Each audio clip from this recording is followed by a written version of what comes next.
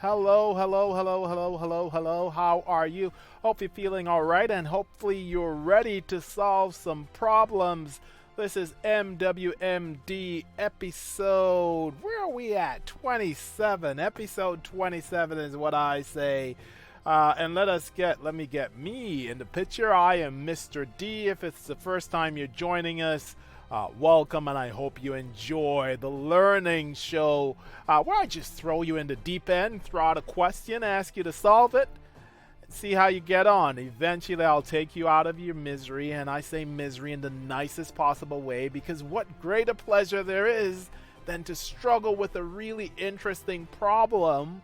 Might be mathematical reasoning, or it might be actually just lots of multi-step calculations to come up with a solution. So with that in mind, you're ready for the fun. This is real learning, real fun. Let's get our first question on for today, and we're gonna start from the JMC Junior Maths Challenge. And what we're looking at this stage is a rather straightforward question. Maybe everybody's different, you know. You have a fraction and you have a decimal that I need you to add, and we want the answer as a decimal. So off you go. You do whatever you think you should do. I'm pausing, giving you your moment. The other bit, because it is a live show, I can't just stay quiet and I can't exactly see through the camera. I'm peeping. I can't see your book or where you're writing, what you're working on, to see what you're doing and comment on it. So that means that part of my role is acting as the annoying young person in class who's distracting you and helping you to manage distractions. So while you're working, I will be talking, and I don't know, just, obviously I'm thinking about the problem and thinking about how to solve the problem, but hey, that work is yours, and you should have started already. What are you doing listening to me? You're still listening to me? Come on. Get on with your question. Ignore me. Do enjoy the beautiful music. That one of the side effects with how I do this is that I know the drama music is playing. I'm not totally sure if it's too loud or too soft. Hopefully it's all right, you know. And I'm open if you have ideas in terms of what you can suggest. In terms of how I can, just make some more some fanfare, and keep things live on the screen while you work through the focus question. That would be great. You should move. More important than finishing the question is what I would hope at this stage is that, now this is for me with serious voice, by the way, what I would expect at this stage is that you've managed to focus and you also have an idea of how you'll approach this question. And your technique, different ways to do it, but the way I would approach it, and let me get my pen, what color should I choose? I'll go with blue, is I'm going to make both of them, actually I'm going to write both of these as fractions, or should I? No, I'm going to convert that one over. The only way to get a decimal answer is if both numbers are decimals, yeah? So how do I convert 1/25th to be a decimal? And to help with that, equivalent fractions, and you need to remind yourself, well, what does this number look like as a decimal and as a fraction, 0.25? And I'm thinking I'm just going to make this a fraction. And as a fraction, the first number after the decimal point, the first value, we have the ones column, or some people say units or ones column, in which case we have no units or ones. But we have tenths, 2 tenths, 5 hundredths. The combination is 0.25 is 25 over 100 as a fraction. And I've written that because that gives me a clue as to how to approach dealing with the 1/25th. Now, in terms of adding fractions, you need to remember that to add fractions, both numbers have to have the same denominator. So if we're going to add, the numbers have to have the same denominator, okay? The other bit that helps with this is actually remembering, well, hang on, 0.25 as a decimal. As a decimal, I need a fraction to be a value over 10 or 100 or 1,000 or 10,000 and so on and so forth. And I can already see 0.25 is out of 100. So combining those two ideas, the idea, well, if I wanted to add them as fractions, the denominators, the bottom numbers, would have to be the same. In other words, I can't do 1 on 25 plus 25 on 100. You can't add those two fractions. The denominators are not the same. In other words, they're not sharing in the same equal pieces, so we can't just combine them. There's no way to add this without changing the denominator. So that's the first idea. So that's the first idea we're building with. And then the other idea is, well, if I have to make the denominators the same, well, I can use 100. Can I use 100? Because, well, 100 will allow the easy conversion of 1/25 to be a decimal. And how do you make equivalent fractions? The rule is, that's right. That's how you make equivalent fractions. Whatever you multiply or divide the top number by, you have to do the same thing for the denominator. So I'm thinking, well, what would I multiply 25 by? 100 is bigger. So what can I multiply 25 by to get 100? And that's going to be 4. And if I'm multiplying, that don't look too nice. I should have put the multiply by 4 over here. So multiply by 4. If I'm multiplying 25 by 4, then the 1 needs to be multiplied by the 4 as well. That's how you make equivalent fractions. So 25 times 4 is 100. 1 times 4 is 4. So 1 on 25 is 4 out of 100. Now, if one of the answers fractions, I know I now have 4 on 100 plus 25 on 100. And because the denominators are the same, now you can just add the numerators, only the numerators, and we get 29 on 100. So I have 4 pieces out of 100. I add another 25 pieces out of 100. I have 29 pieces out of 100 in total. That's the idea. And, well, I can write that as a decimal, can't I? Now, did I need to do it that way? No, the other way I could have done it is 4 on 100. If I ask you to write 4 on 100 as a decimal, well, that will be 0.04. Because the place value, it means I have no tenths, I have no ones, I have 4 out of 100, so 0.04. Either way, now if I was to do 0.04 plus 0.25, I will get the answer 0.29, which is the answer to this question, 0.29. It is the same thing, 29 on 100. If I got as a fraction, I can convert out of 100 to be 0.29, because that's what it actually means. And I should put a different color just to separate there. So your answer, 0.29. If you got it right, you can do the dance. And this is what I'm thinking at this stage is when I should like have some like sequence. Bam, bam, bam. Dance. You know, and something, and then we go back to another question. So that's something I'm thinking about adding on. Well, how do you feel about that? Let me know. Okay, right? So we got one question up there.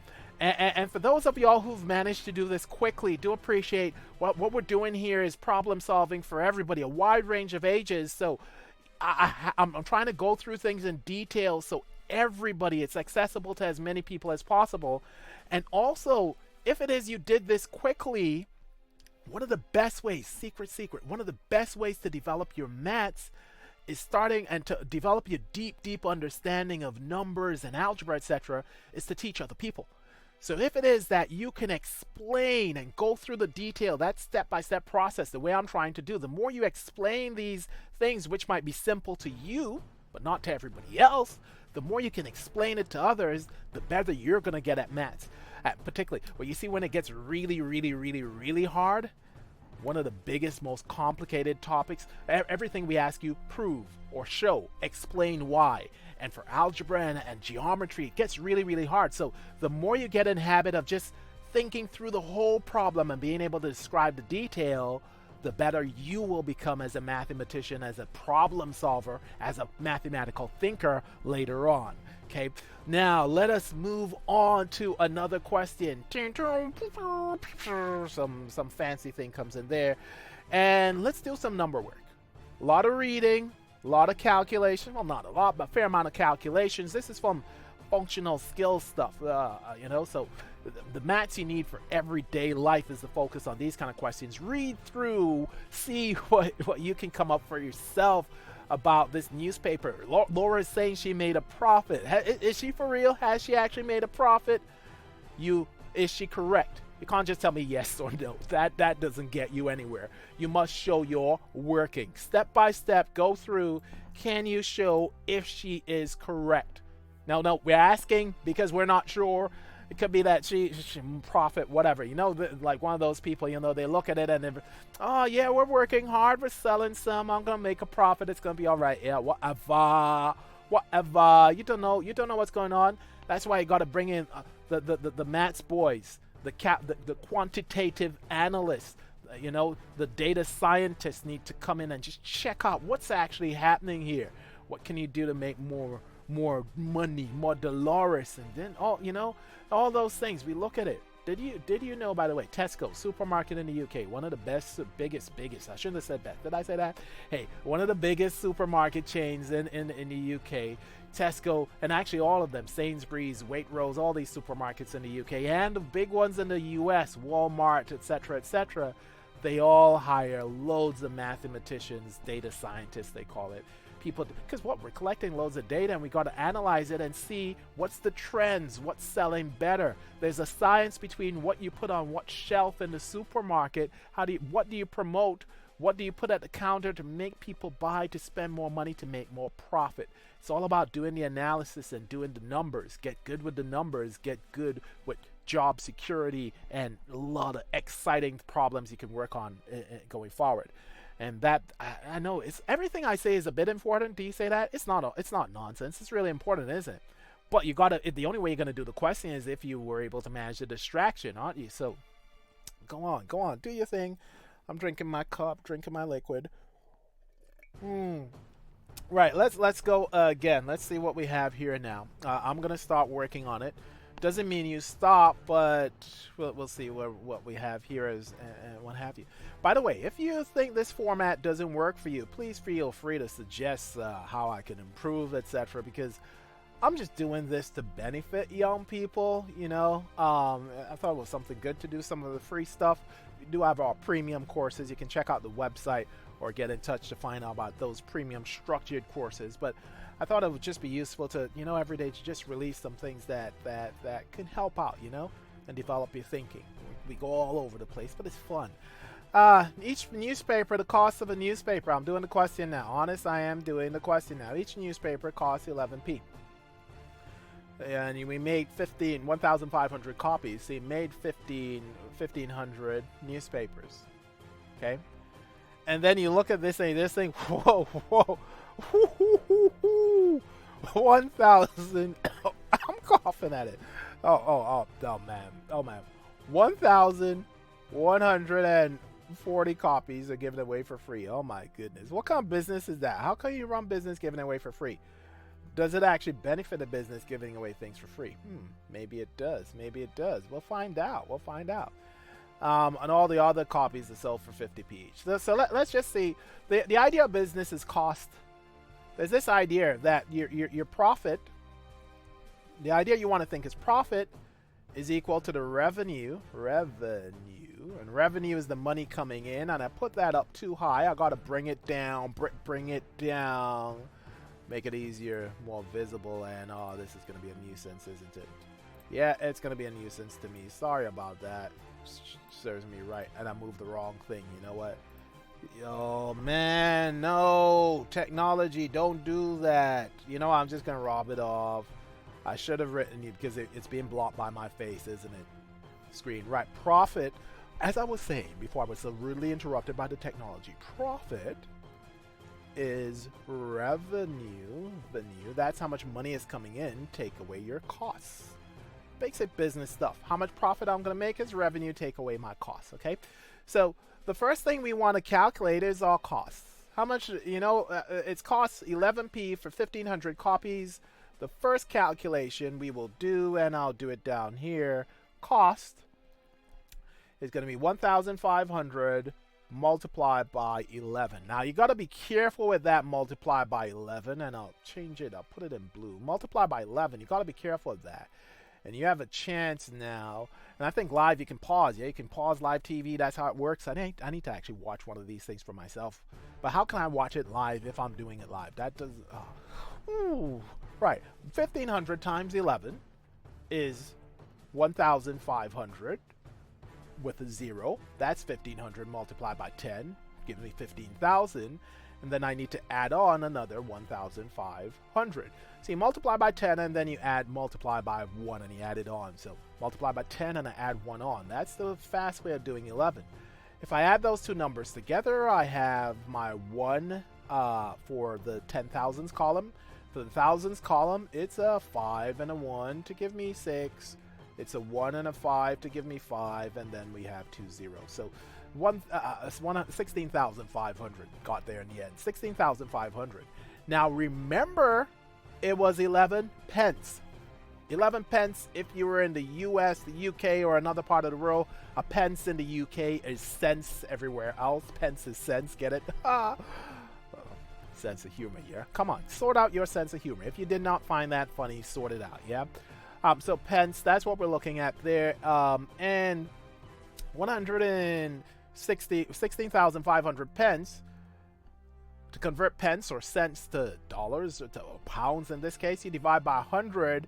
So what I have is 165 pounds. So it is costing 165 pounds to run a print to produce these 1,500 newspapers. And I could put that down here. My cost is 165.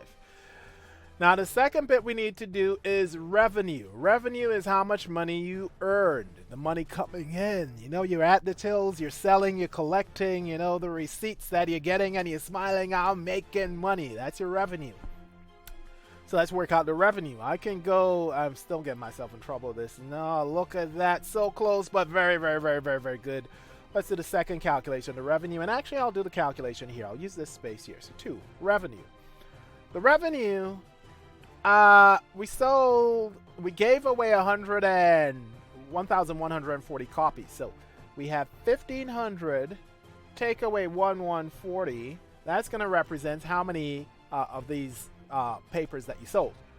And the way I would do that quickly, I mean, I'll scale. This is my mental way of doing it. I'll start at 1,140, go up 60 to go 1,200. So that's adding 60, and then go up 300 to get me to 1,500, which is how much I made. So the subtraction, how much more do I need to go up from 1,140 to 1,500? It is 360. 300 plus 60 is 360. So 360 sales is what you had. And each sale is for 50p. Each sale is for 50p. So revenue, the third step for me to get the revenue, so I've worked out sales. Revenue is 360 multiplied by 50p. Now, I wrote that down, but hey, I am so not going to do that calculation and multiply by 5 and all of that. I could do it, but let's face it. 50p is half of a pound, or 50p is 50 cents, half of a dollar. Okay, right. So if I sold 360 copies for 50p, multiplying by 50p is the same thing as 360 pounds divided by 2. If we were thinking about money, 360 pounds divided by 2, which will give you 180 pounds, okay?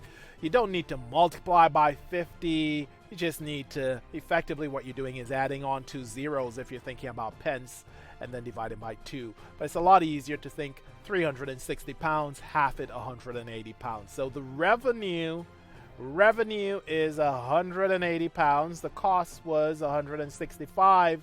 Is there a profit?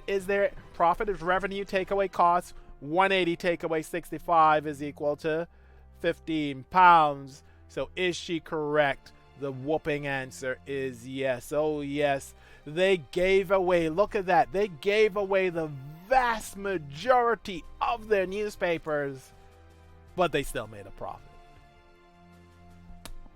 They still made a profit. Okay, really, really, really, really, really, really good stuff. And then you think 1,500, scale that up, because you're thinking 15 pounds, you could have made so much more. But if it was 15,000, if it was 1,500,000, you know, think about scale. That's how big businesses work. They might be selling, the margins, the profit margins are low, but the scale of the operation, the volume of sales is so high all of a sudden 15 pounds turns into 1,500,000 pounds profit a day, and you start to get the idea. If you're making that a day or if you're making that a month, profit. Whoa, exciting, isn't it? Money, money, money, money. Business, do good in business. Modern business with all the technology advances, a lot of mathematics. Let us move on. We did some chunky ones. Let's move on to another. This is sort of, I'm now coming up to my big one for today. I'm sort of thinking this is the big one for today. So I'm going to try and be a bit more quiet and all of that. I'm giving you, oh boy. Actually, no. Oh, yeah. So you got your time there. See what you can come up with for this one. This is the big one for today. Let's see what we can come up with now.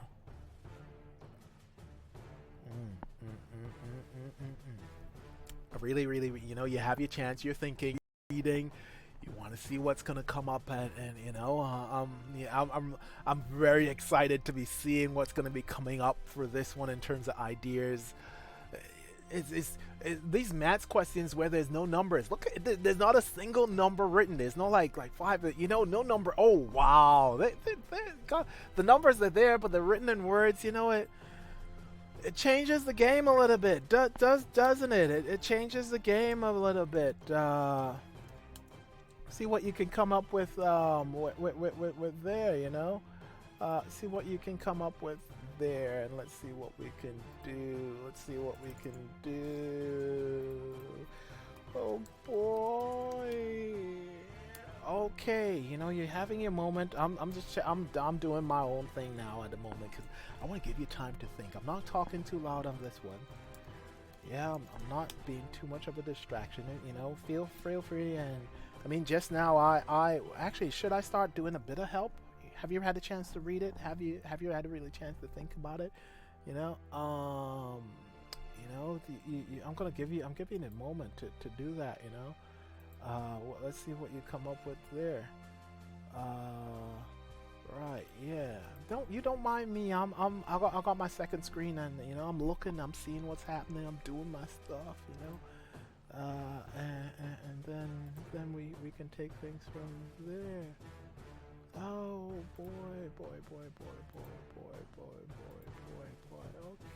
Okay. Right, so let's see what we can do. Now.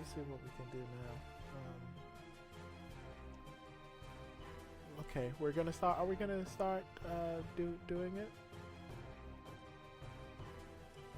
Okay, we're gonna start doing it. Yeah, we're gonna start doing it. We're gonna start doing the whole thing. Let's start doing the whole thing. I'm gonna start doing it. Okay, right. So the starting point of this.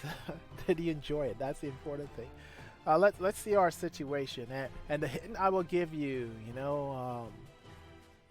picture is worth 1,000 words. This is the kind of question. There's lots of different approaches as in every other question, but a picture is worth 1,000 words. I think this one lends itself nicely to a picture. So, 3 boxes. So I got 3 boxes. Okay, has apples and pears. Okay, so I'm making a note of that. There's apples or pears or both. Each box has the same number of pieces of fruit. Okay, so I can draw one picture now, and I can have a box, and I know that they all have to be the same. I don't know what it is. I'm just trying to visualize this thing, and there's a number of fruit, there's a number of fruit, and there's a number of fruit. That's all the same. I might not use that letter X. X is how much fruit are in each box. It's just I'm painting a picture in my mind that each box, so I'll just write boxes, they all have the same. Okay, right. The first box, now we get some information about the first box. The first box contains all 12 apples, so now I know there's only 12 apples. So the first box has 12 apples. I can put that, I'm making another layer for that first box there, and it has 12 apples in it. And it has 1/9 of the pears. So if P, let me just say that P number of pears, and I don't know if I'm going to leave it like that, P a number of pears, but that's my thinking at the moment. And that's what I'm trying to get to you. You gotta just be fleshing out ideas, and in this case, I'm saying to try and visualize those ideas, and we'll see where we go. I might have to rub off all of this and rebuild, but I'm just getting the first part of problem solving is getting a sense of the problem. Yeah, so that's what I'm trying to do. I'm trying to get a good sense of this problem. So I have 12 apples. I don't need to think about it being apples. I got 12 fruit in there. Because they told me it's all of the apples. So I'm just writing 12. I'm not thinking about apples anymore. Plus 1/9 of the number of pears. That's what it has there. 12 apples and 1/9 of the pears. And what are the? And then we also know so that then what that means, if this has 1/9 of the pears, then those other two boxes have to have how much of the pears? How many pears does it have? It needs to have 8/9 of the pears. How do you feel about that? Because 1/9 plus 8/9 is going to give me 9 on 9, which is 1. So that's the idea. If the first box has 1/9 of the pears, then the other two boxes has to have the remaining 8/9 of the pears, where P is the total number of pears. Okay? And I think I got this. Okay? We want to know, the question wants to know, we want to know how many pieces of fruit are there in the box. I don't know if you got started. Did he get started? Or if you didn't get started, has that picture, has that visualization taken you to the point where, I'm seeing where I can go with this. Because I like what I'm seeing. I'm seeing where I want to go with this. Okay, and where do I want to go with this? I could just leave. I just put that there for information, justifying this. So I'm sort of thinking that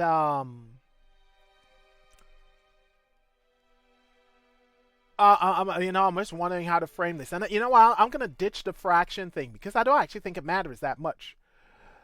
If I think about what I can see now is if I was to think across the 3 boxes, I'm going to draw the 3 boxes again. 3 boxes as one long line. This, you might have heard of this idea of bar modeling. So that's my 3 boxes there, right? And I'm going to just say 12 plus 1 P. That means I need to change what P stands for. And now the new version of P is going to be P stands for portion of pears. Okay?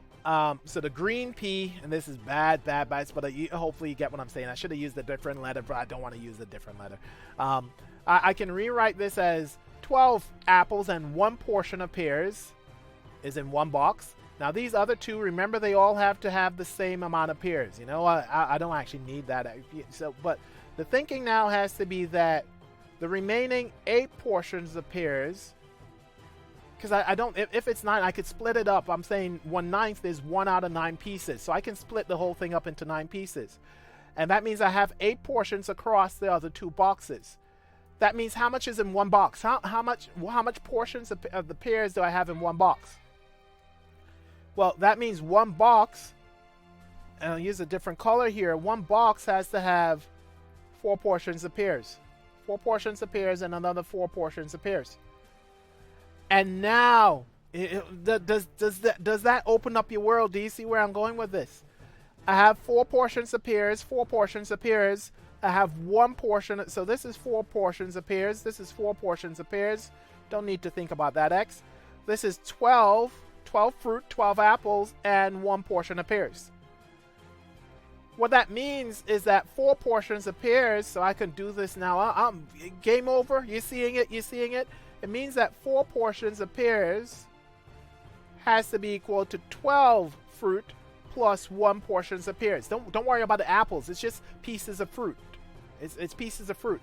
And if that is the case, well, if I take away 1 portion of pears from each side, I'm balancing now. I take away 1 portion of pears. I take away 1 portion of pears. What am I saying now? That 3 portions of pears has to be equal to 12 fruit. Oh, yeah. 3 portions of pears are 12 fruit.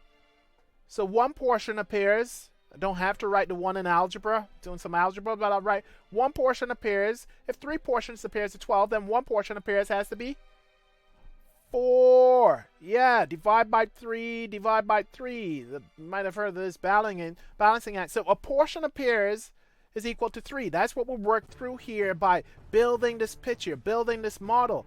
And then let me just lay out my work. This was my initial thoughts. I did some more work on it, did some more work. And to finish the job, we're going to come over to the right-hand side. It gets a bit messy.